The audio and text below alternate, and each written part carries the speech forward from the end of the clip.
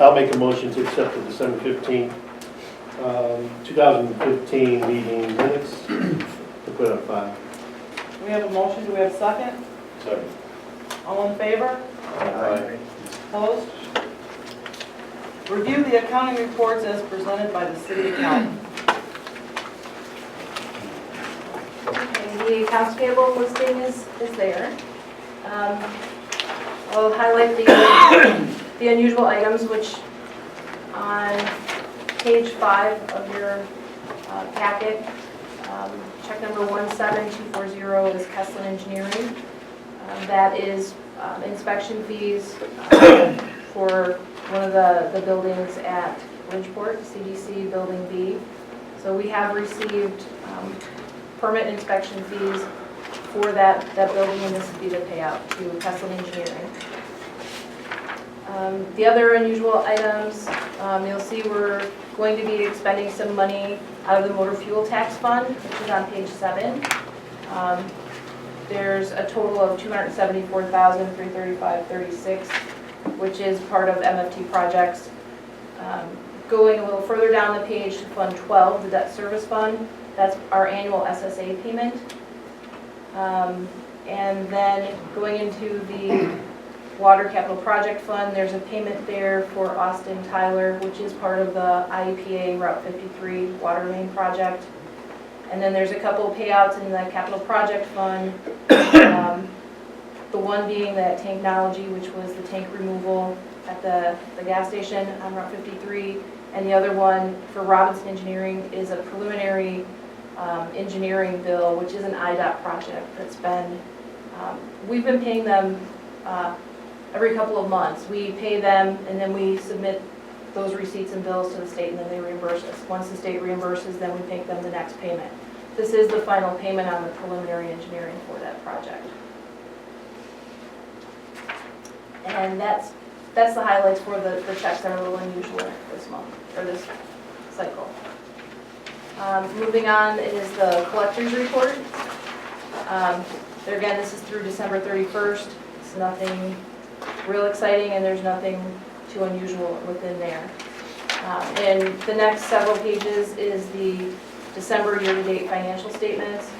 There again, these is primarily focusing on the revenues and expenses and the budget amounts. I'm not going to go into too much detail on these because I believe all of the funds are within the limits where they're supposed to be as of December 31st. And after tonight, we'll have line item transfers that will allow everybody to see what was budgeted and the year-to-date number where we're at. Anybody have any questions for Kim? Thanks, Kim. Okay, old business. Review and approve bid results for demolition and asbestos abatement at the former Widows Laundry Home and award bid to Beckstein Construction for the lowest responsible bidder in the amount of $24,074 as recommended by True North Consultants. Yeah, we've approached the low bidder and asked to do a change in regards to the bid. Right now, the bid is good for 180 days upon it being awarded. But to lock in this price, they want us to actually award the bid.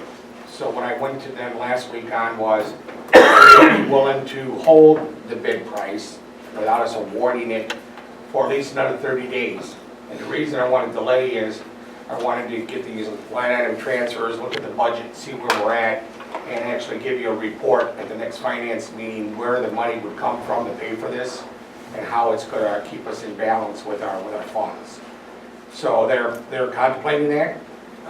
They seem to be open to the idea, being it's a 30-day delay only.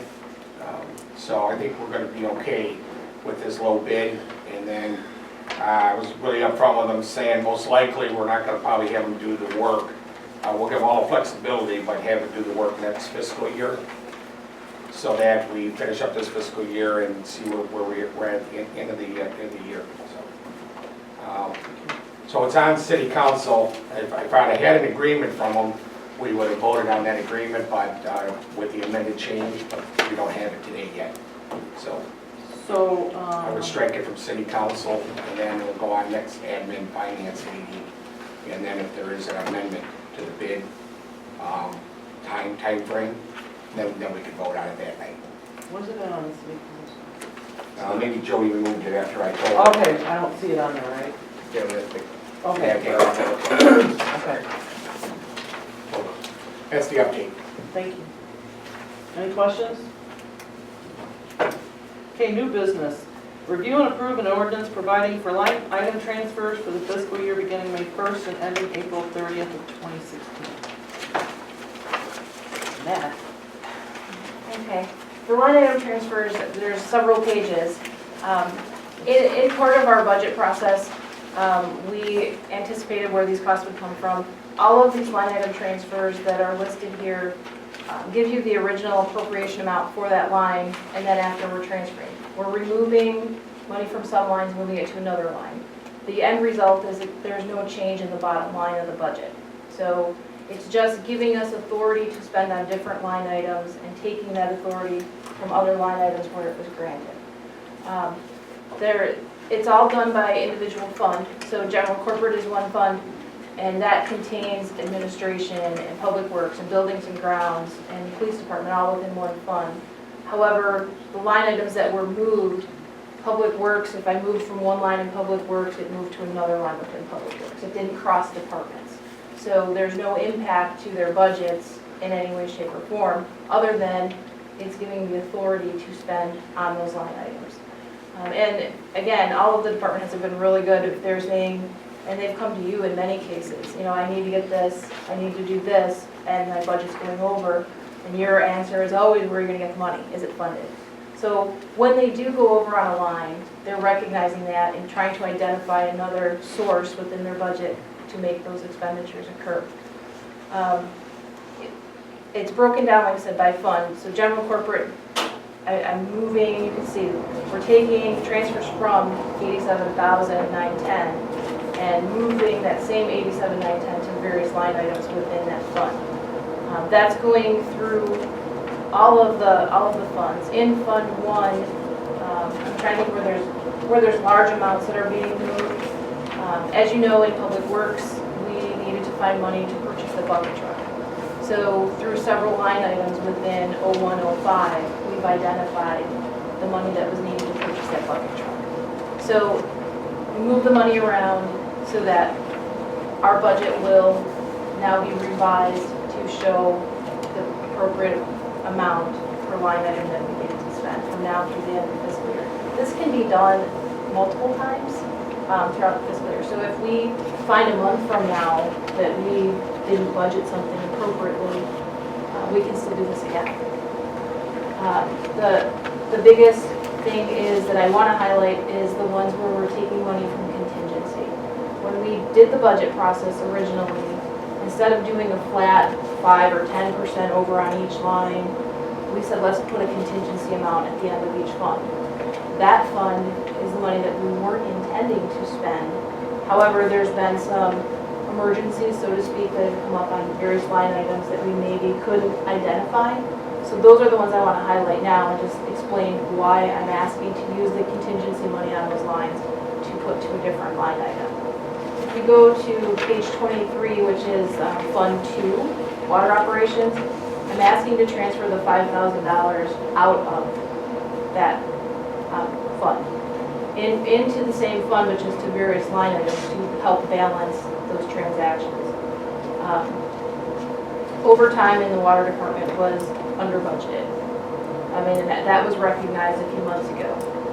Based on the rate they were going, that they were going to run out of overtime dollars. There are also, within that fund, some other things have come up where they've needed additional money on some other line items. So each fund balances out, but we're striking that contingency, which means if another emergency or another need arises within that fund, they have to identify a line item. And at this point, contingency would not be an option. So it's actually contingency isn't factored in to their plan of what they're doing. That's basically there for the need that you couldn't identify with the budget. In the sewer fund, for example, Fund 4, we're going to use the entire amount of contingency, which is $20,000. Now that I can explain easily. There's various changes on different line items, but in the sewer fund, there was an incident that happened, I believe it was due to a storm or a power outage, but there was an insurance claim. It was a $20,000 claim. So the insurance paid us, but we had to expend it. We didn't have authority in our budget to spend that $20,000 on this replacement. Even though insurance paid for it, we didn't have it set up with authority. Our budget is the authority to spend. So that's very easy where that money can be used. In addition to that, Darren found other line items to take money aside when we did the I&I study.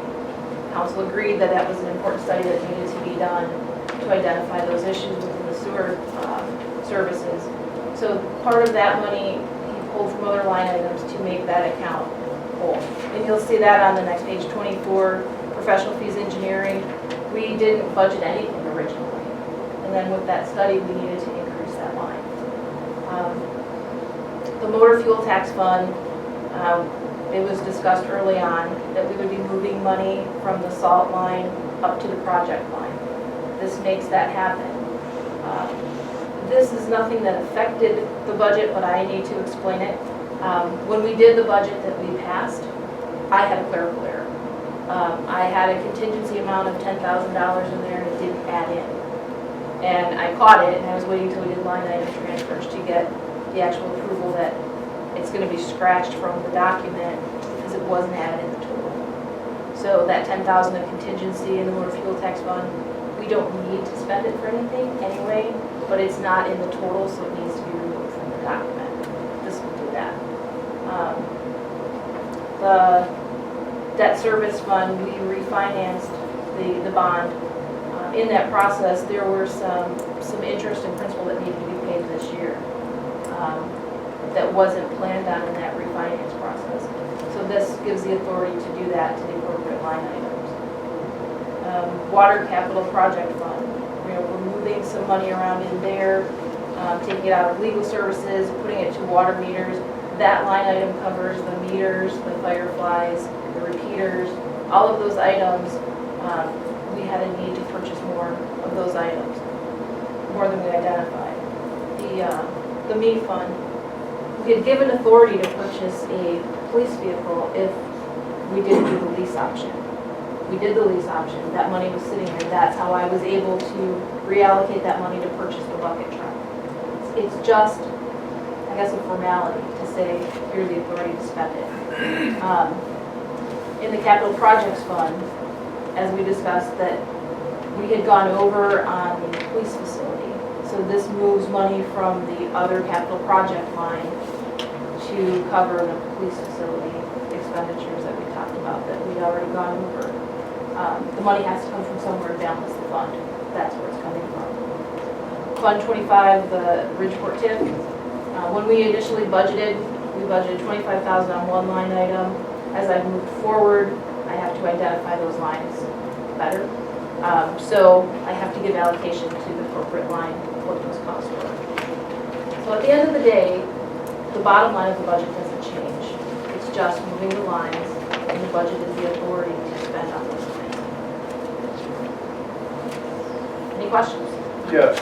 Yes. We'll go to the ME fund, Fund 21. Sure. We had $40,000 in there and you took $22,703 because we didn't purchase a vehicle. Right. Where did that money come for the 3 leased vehicles? Because that was quite a lot of money there. wasn't it? The 3 leased vehicles, that was one of those items in the police budget that we budgeted 2 different ways because at the time of the budget we weren't sure. So the money came in for the leased vehicles. That went into operations. And in the police budget for leased equipment is where the corresponding expense is. We budgeted to move money from the police department into the ME fund if we needed to purchase a vehicle. We didn't. So we're not actually spending twice. We're just taking the authority away from the police and putting that authority to the public works. So it's not actually a dollar exchange, it's just the authority that's exchanging. So the money that we buy that equipment, there was $25,000 in the account already for the bucket truck. We located the other $22,000 within Public Works budget now, and that actually got transferred over to the need fund to make that purchase. But the money came from bridge for the rental, Mm-hmm. the lease of it. Yes. Okay. And that's All what right. we paid for. Now I got two concerns. I know we've always talked about the sludge disposal. And I see we took 38,000 from the water plant and another 5,500. Now, I thought we was gonna try to leave that there because we were gonna build up on that because we know it's gonna cost quite a few dollars to, We took $5,500 from the sewer sludge disposal for this year, okay? okay? So it's not building up on the line item, it's building up within the fund. We're trying to save as much money as we can in there. The water one is where we had the real problem with the sludge. And there, the sludge disposal there, we did take the $38,000 to balance the budget. That's to balance that To balance budget. the budget currently? To balance the current water operating budget without having to go back in and actually revise the budget. These are just line item transfers. So this is just moving and not affecting the bottom line. Okay, I understand that, but But this, if we wanted to leave that sludge disposal line intact, we would have to actually amend the budget, which is a different process. Where you have to identify different revenues, you have to identify different expenses, and it gives us the same result. This just allowed this to happen without going through a bigger process. okay, but you know where I'm coming with this, right, Tony? We've been dealing with this sludge for many years, Right. and And the way this process is working is, at the end of the year, we would be over in line items. But the bottom line, we would probably be a plus. And that's okay. I mean, we could do that. But when you want to true up your budget, what we're doing today is we're truing up the budget so that when the department heads can look at it, they're not going to sit there and go, well, my bottom line, I still have $40,000 in there. I could maybe use that to go spend that on some other operational need. What the thing is, a budget should be used for that purpose. It should be used for, like this sludge. If at the end of the year, we're only going to spend $12,000, then let's true that up now. And that's not a fund where you should be carrying over. You have to zero it out. If it was a capital fund, that'd be different. I understand what you're saying, and I fully agree with you there. But what I'm saying is, with all the problems we've been looking at, and money has been the thing, okay? So what you're telling me is they're not planning on spending more than the 12,000? Yeah, under the analysis, the assessment we're doing now with the sludge, trying to come up with the ideas I was working with, the former superintendent. As we were working through that, we were already realizing we wanted to spend all that money. If you remember a couple of the meetings, we were talking about how we're going to be using this different process. So we're still working on that process. But we know now, at least by the end of the year, if we're to have to remove some, we're going to spend about $12,000. Now next year, that line item might be $70,000 next year, once we figure out the process of how much we're going to spend. And we're going to come up with an actual project schedule for that this next year. This is when we're going to start, this is how we're going to finish. So we'll have to watch, as we come in February, we're looking at our water rates and our sewer rates. That's another reason why we're doing this today, is we wanted to come back to WASA and administration next month and truly look at our operations and look at the true numbers. So, yeah, I'm concerned too that should we keep the 50 in there? Talking to Darren and looking at how we're going to process the sludge, we know we're not going to spend the money now. Okay, as long as everybody's content on that, Yeah. because I hate to see them come back February and say, hey, No, we're gonna be, well, we will be coming back in March with a new budget saying this is what it's gonna cost for next year and here's why, and here's the process. Okay, that's all I have. Okay. Thank you. Anybody have any other questions? Thanks, Kim. Review and approve agreement with Mack and Associates for auditing services for fiscal year ended April 30th, 2016, in the amount of $17,500, along with any additional work that may be needed beyond the scope at a rate of $125 an hour. Yeah, I mean, this is, we talked about RFP, the audit services, because it's been a long time, we haven't done it. But after Kim and I were really reviewing everything we're involved in, we feel we go one more year with Mack. Instead of doing a normal 3-year contract, we asked them to just do a 1-year extension. Because we are at a point within our budget, we're also looking at possibly some software issues that we want to address. And so we really don't want to go on an RFP without getting our software, if we're going to change, or if we're just going to modify our current software. So this is just a 1-year extension. But the authority isn't, it's a contract agreement, so council has to approve that. The treasurer just can't authorize it. Anybody have any questions or concerns? What was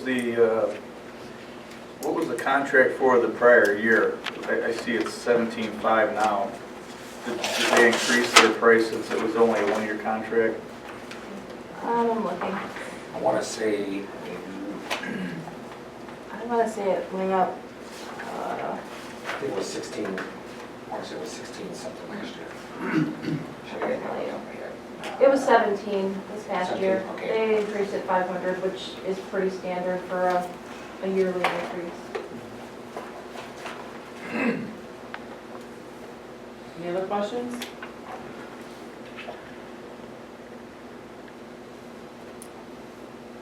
So we'll need to, Yeah, it should be on the council, just to so we'll need authorize. a motion to send this to council for approval? Yes. Yeah. Yeah, actually, Oh, you should know have- what, yes. Yeah, should have a Sorry, motion that for was that. my fault. So let's back up one. Yeah, I'll need a motion to send the ordinance providing for line item transfers for the fiscal year beginning May 1st, 2015 and ending April 30th, 2016 to council for approval. Make that motion. Have a motion, do we have a second? Second. All in favor? Aye. Opposed? Okay, now let's get this one. Need a motion to send the agreement with Mack and Associates for auditing services for the fiscal year ended April 30th, 2016 in the amount of $17,500 along with any additional work that may be needed beyond the scope at a rate of $125 per hour. I'll make the motion. Have a motion, do we have a second? I'll second. All in favor? Aye. Okay, moving on along. Review and approve a resolution deleting and designating authorized signatories to the City of Wilmington bank accounts at Community Bank. that is just to clean up. We still had Alderman Hoppy actually as a signator. So.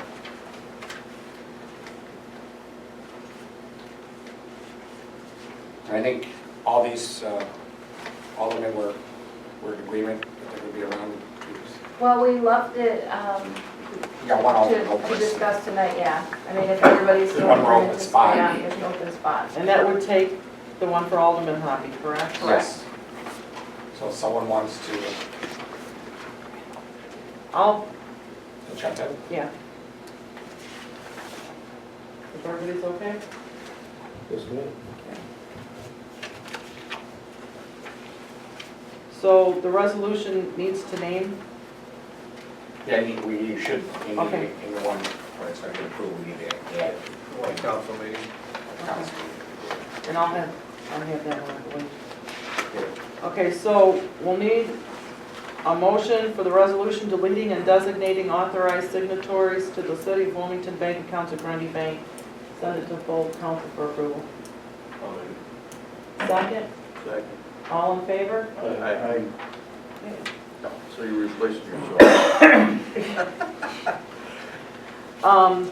Review and approve a resolution authorizing the city administrator to update the City of Wilmington signatory with the Illinois funds. I should say the city treasurer. Yeah.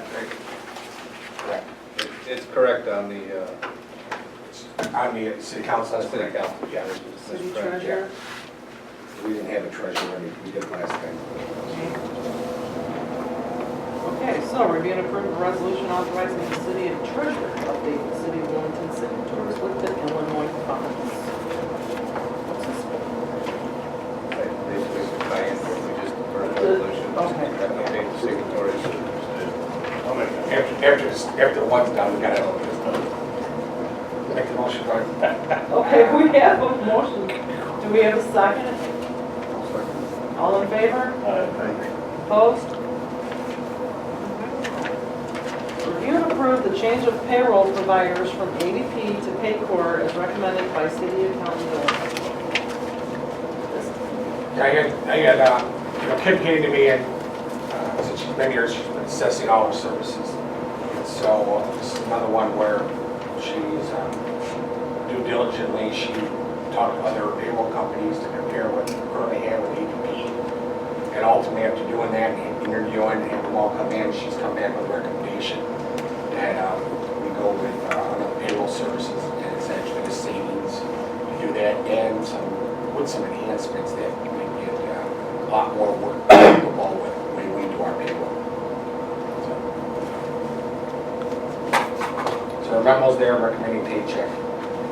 She interviewed 2 other companies besides that, along with ADP. What's our contract with them now? Just yearly, is it? It's an auto renew.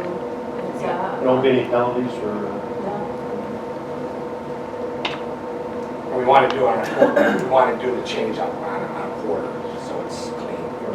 So you don't have to wait for the year to do it, we can do it on a quarter. So if we approve this tonight, Kim, what are you thinking of? We would be on their system effective April 1. They have a kind of a lengthy implementation period. Actually, if we approve this tonight, I would need to get them information tomorrow. They would start working on the implementation process. There is no fee for implementation. They will run 1 or 2 payrolls at the same time as ADP, just to make sure the numbers are matching and everything is satisfactory. And we are under no obligation to pay a dime until they run their first payroll on their own. Okay, independent from. So April 1st would be the first pay date that is the first quarter. So, And this is a 2-year commitment, sign up with Paycheck, it's $25,000. Yeah, that's, for 2 years, there's 10. and it's not a 2-year commitment. They will hold their pricing for 2 Yeah, years. they hold pricing. They hold the pricing for 2 years. There is no commitment. We can give them Notice. notice and we're out. Okay. But they hold the pricing for 2 years, then they do a 2 to 6% increase depending upon if their rates increase. But it would be a saving the first year and the second year for certain. And I think 5,000 is probably a conservative number in savings. And knowing what ADP is going to be looking at with some of the wage and hour act changes that are coming out with the affordable health care, their fees are going to start increasing for individual services. Any questions? This Paycor is going to provide the same service as ADP? Oh, absolutely. Absolutely. And actually, ADP runs off of a mainframe. So when we process payroll, we do the data entry here. When we process payroll, we sometimes have to wait, sometimes hours, to get the results back so that we can move forward and actually process the payroll. This version is real time. We'll have designated reps that will know how we do our work. Whereas in ADP, you go into a queue, you get whomever. It's a process. I mean, I've spent 2 to 3 hours on the phone with ADP. I mean, I put them on speakerphone and keep about my business, and Maureen's done the same. So the service end of it hopefully will be better. The references that I checked seem to feel that they're a much better company to move forward. Do our employees, are they required to clock in or punch in Currently, through an app or a keypad? Currently, we have swipe cards in place. When we transition to Paycor, we will have swipe cards in some places and computer logins in others. And those computer logins are restricted by IP address. So you can't log in from your home computer, you have to log in from the IP address at your site. So there's a protection built in that one. I don't believe ADP has that protection. Yeah, I've had trouble getting answers on ways to move forward and improve with ADP. Paycor is a company, they put 25% of their earnings back into technology on an annual basis. So they're constantly moving forward. In references, you check with the governmental agencies there. Yes. Any other questions, concerns, issues? Okay, we need a, I'd like to make a motion. Go ahead and approve the change of payroll providers from ADP to Paycor, recommended by the city accountant. and That's the plan. we have a motion, do we have a second? Second. All in favor? Aye. Opposed? Okay, presentation by Healy Bender and Associates for the School Community Project Architectural Services. Yeah, the Cliff Bender's here tonight with his team. We know them all. Scott Adley and Jody. They did a presentation to the school board back in November, if I remember right. I was there that night.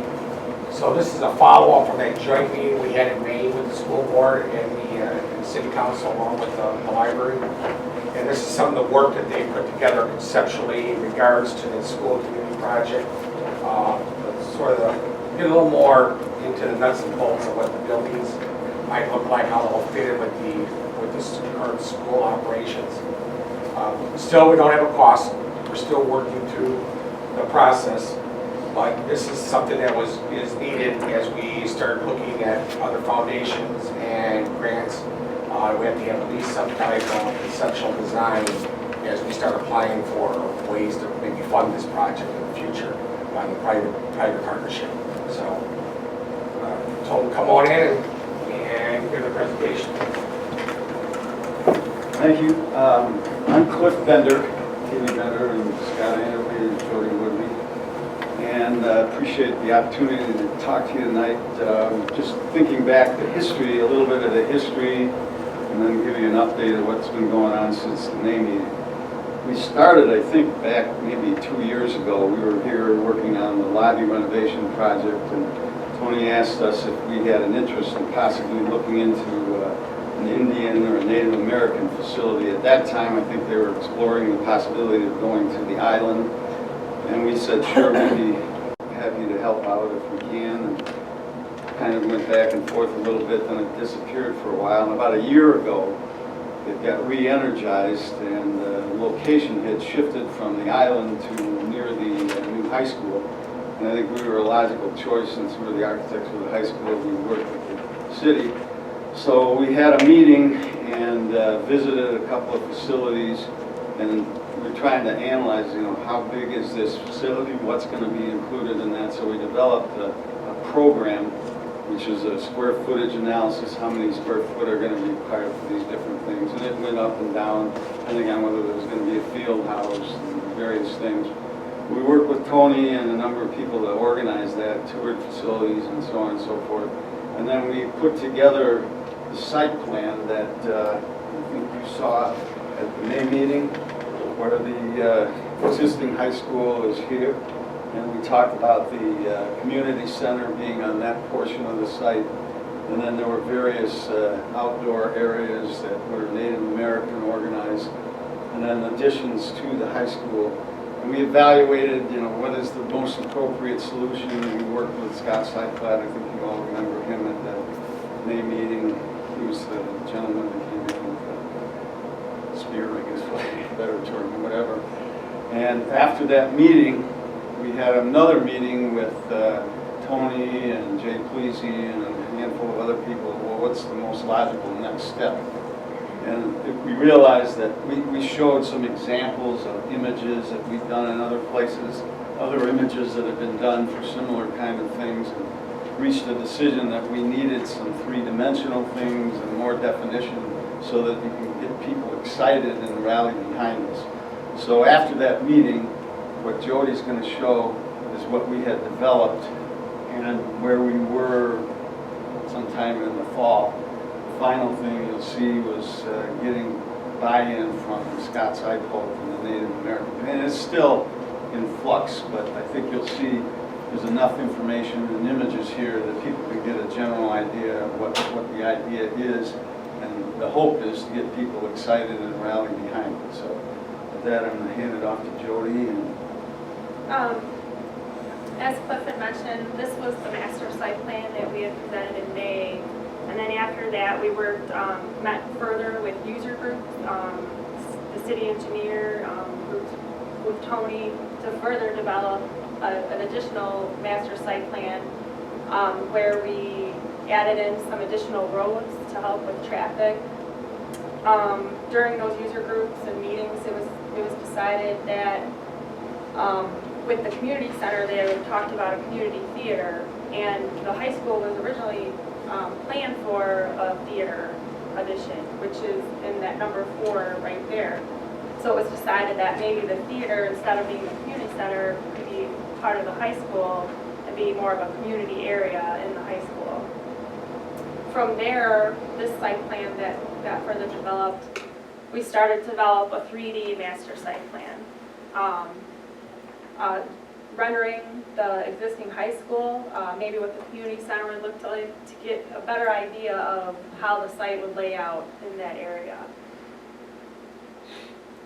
And while this was going on, one of the driving forces on this was Scott Seipold and the Native American, because he had indicated that he could get significant amount of money from the Blackhawks and that. So each time we made a move like that, he was consulted, and he had some pretty definitive ideas of how the Native American theme should be there. So you'll see the images will change. Originally it was designed to match the high school, but then with his input, changes to that, so it's much more leaning towards a Native American thing and a community center than just for the high school. This was an early block diagram we put together of a potential community center. As Cliff had mentioned, we had visited a few centers in the area. It might have a gymnasium or a large field area or turf area for maybe indoor soccer.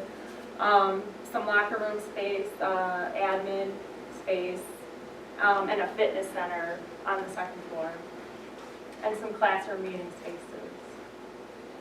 This is a 3D image where it would be located on the site. From there, with our user groups, we started to look at the theater, the community theater, and the auditorium. Where here would be a Native American museum or display area, a place where the students could come and learn about the Native American culture and also the community. The way we had designed it and thought was it would have its own separate entrance. It wouldn't be entering the school, it would have its own events entrance, if you would like, or auditorium entrance. And as you can see, like we watched where we placed corridor doors, so that if it was during the day, there could be security where students couldn't come in or community couldn't go into the school if it happened to be in a community event during the day. It has its own toilet area to support this, so it's a standalone facility. It was decided that 500 seats would be a good size for the community theater. We'd have a backstage area, set construction, green rooms for dressing rooms, and storage for...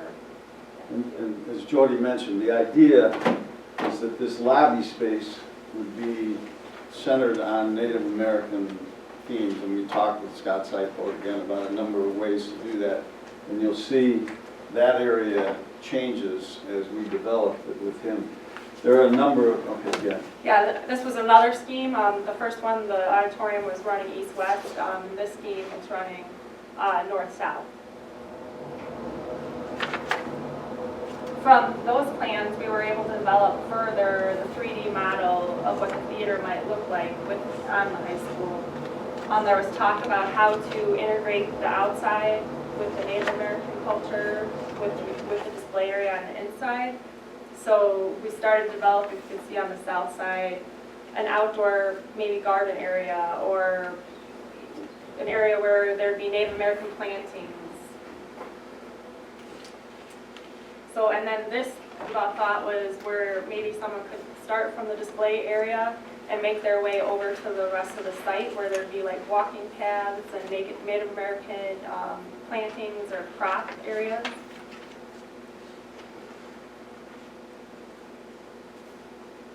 About like in the fall time, we were given approval to meet further with Scott Seifel to discuss the Native American portion of this project. And at that point, it was brought up that maybe a little more area was needed for the display area. The circle is a very prominent component of Native American, and it was talked that maybe this would be some type of meeting space in there where, you know, community or even students could come in, and that would be a gathering space where they learn additional facts about the Native Americans and such. So we further developed the plan by shifting the theater up a little bit more to the north and adding the additional area to the south with the circle area there. So you can see the Native American area got larger. And then this is just a different version of that, a softer circle. And I think you know the school has now added Native American studies to their curriculum, so they are supporting that idea. And then this is, I mean, this is where we're at right now with the process of the project. So you can see there was some effort put into the overall plan, and then the community center has been drifting back and forth whether or not there'd be the full field house or the equipment rooms or whatever. And, you know, the way that's designed, it could be done in such a way there's a main access line. You could build a field house as a phase 2 or phase 3, so that's as far as we got on that. And then the focus went back to the auditorium and the community center action with the Native American thing. I know it's not the Trail of Tears. And Jody, do you remember what the term was? There was I think Scott Seifel probably told you the stories of some of the abuses that are going on, and he can go on much better than I can, but we tried to emulate some of that with that trail that you saw in the rendering, starting there and then meandering down to the low areas on the site where it starts here, and then it would work its way down into these areas where they would have native plants and what's that term where they have a powwow? Is it a Yeah, powwow. powwow? There's quite a few people who attend those things, so we work to try and make that all part of that community. So And the thought too on those trails would there be information boards talking about the Native Americans even in the Wilmington area and in the other areas. Would there be maybe a story? Yeah, we do more of an outdoor interpretive center. Something that we work with the Forest Preserve too, because right now the Forest Preserve is in the vision planning, is looking to do an outdoor interpretive education center, and they don't have a location yet. So we've been talking to them, asking them else that are located, Oak Creek's right there, and the Forest Preserve's right here. Maybe they could be another partner that will come in here and do an outdoor education center right at this property too. So I mean, where we're at is there's like two more user groups that have to be explored yet. One's the vocational education user group, and what the superintendent and the team is working with is we're putting together and identifying some of the businesses in the area, and we'll have an invite for them to come in and talk about what are some of the things that they need for their employees, for training, and then for recruitment for the vocational center. So that'll be another building that will fit. Actually, they have it somewhere in there. Yeah, right. And it's when Healy Bender designed the high school, there was always a talk of possibly having a wing for vocational education there, but they didn't build it. So it's a natural location to where we could work, and which lowers cost because now you don't have to duplicate services and parking and everything else. And then the other user group is really looking at the community center. What is the community looking for at a community center? Is it really a field house? Is it something for indoor, sports, recreation, education? Maybe partnering up with the health and wellness. A lot of the hospitals are looking, in the insurance industry, are looking to have more of a health and wellness community centers. So they can be generationally used, from the infants all the way to the generation that we all forget about is our grandparents. So that user group is going to have to get developed and get identified. We were focusing here because the Black Hawk Society Foundation was created through all this. As you well know from the Stanley Cup event, that's where the money went to. And Healy Bender, they don't talk about it, but a lot of it is pro bono. When they started getting into more detail with the architectural 3Ds, they did throw out a fee that was going to probably be up to about $25,000. And at that point, the school district, pulling up and said we'd be willing to pay half. And then, we put up and said we might be willing to pay half too. So they haven't charged us for that yet. But I know I'll be receiving that invoice. I believe it's going to be somewhere between $5,000 or $6,000, if I remember right. We'll be talking about that in the next finance meeting, where they're at. But before they go any further, we really are going to start developing the next set of the project, which is basically funding. And at this point, we're really looking for private funding mechanisms where we can go, and possibly with some grants, and then also might be some partners out there that might have some funding sources for us. But at least now we'll be able to walk in and talk to some of we had to go to the hospital and say, hey, you want to do a wellness center? Here's what we're looking at. Or if we want to go talk to somebody that's a foundation that funds museums or funds theaters. We could walk in there now and say it's a 500 seat. Here's what the estimate of cost might be. We don't have a big number, a solid number, but they built a couple of them, and you guys have built them between, if I remember right, $4.5 million and $7 million. An auditorium. Oh, yeah, just the auditorium itself. Yeah. So depending on how much is in there, involved in it.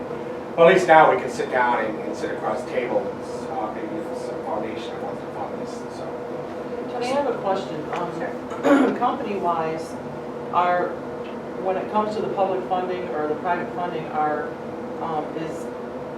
is this group going to reach out to surrounding businesses and ask if they're willing to make a donation?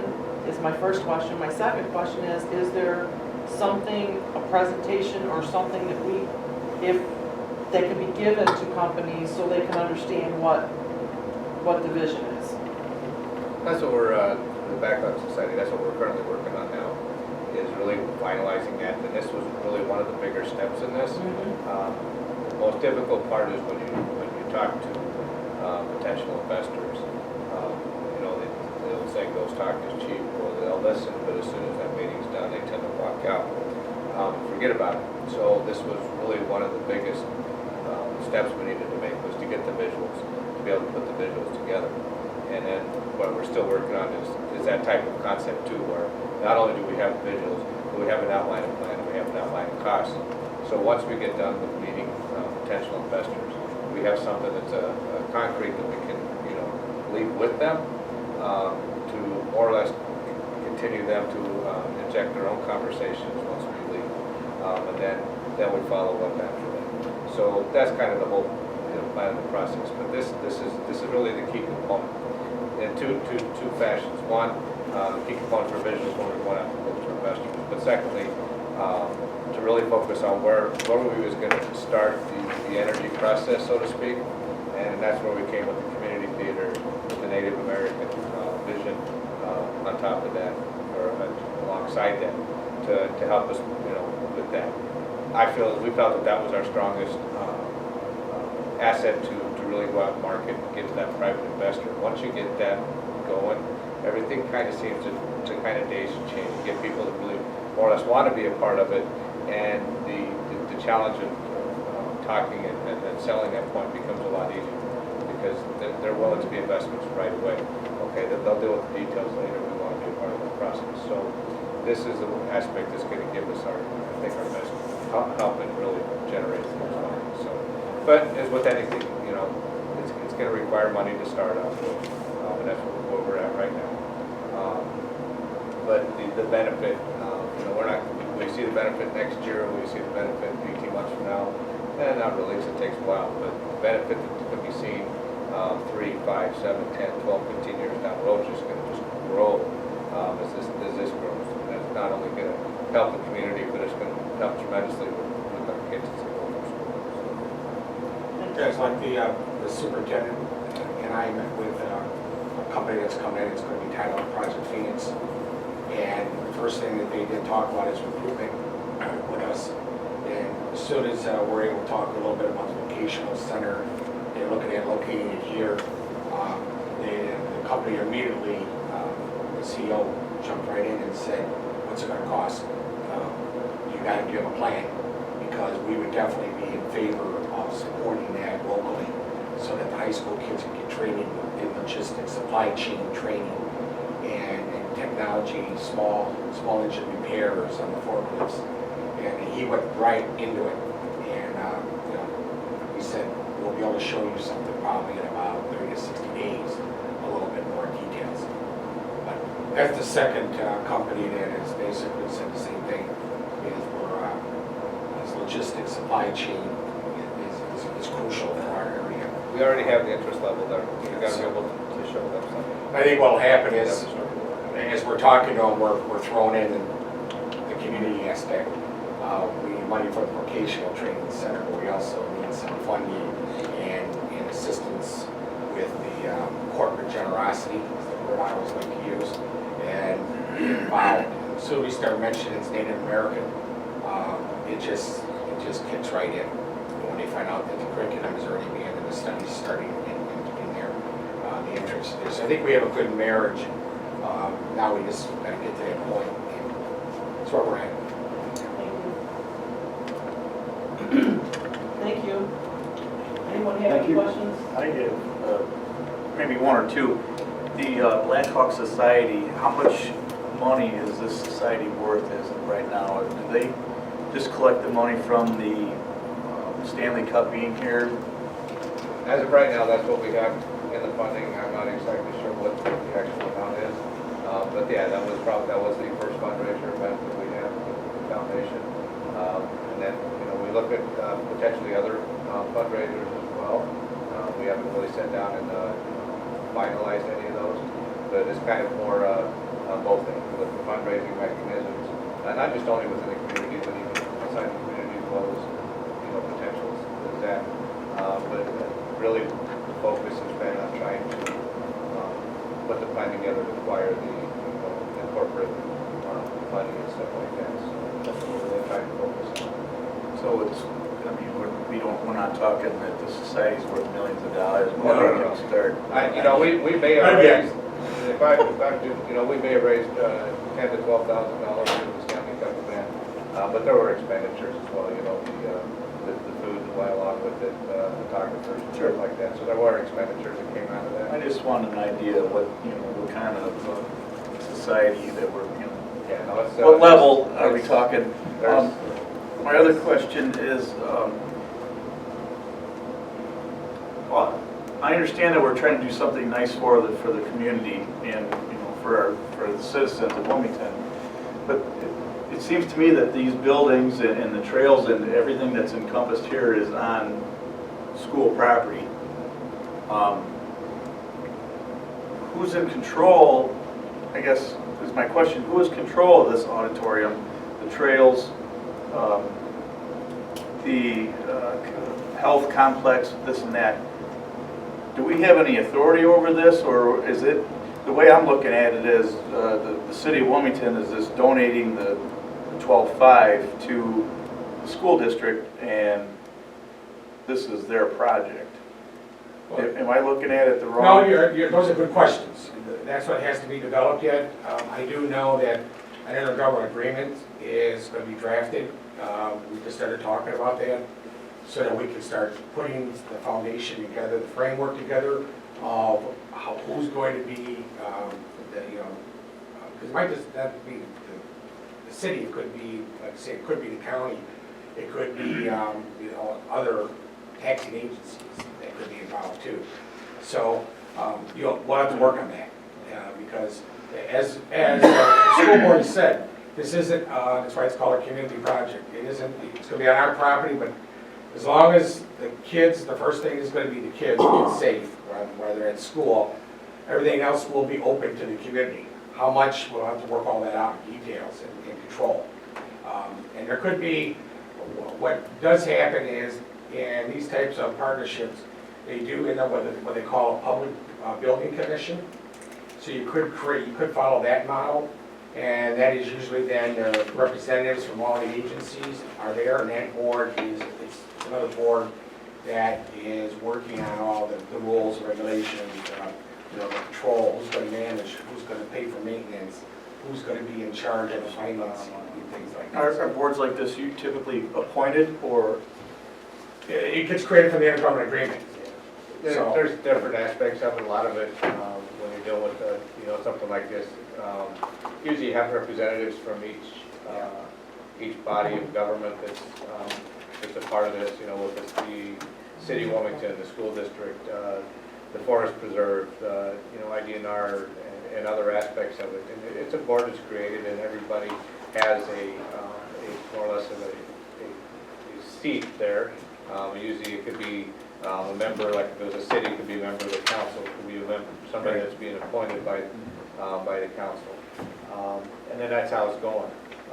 But, those aspects with maintaining and taking care of are aspects that, will be there. But those, I think, those are definitely workable aspects as the project continues to grow. You don't try to shut down a project because you're worried about how you're going to maintain it.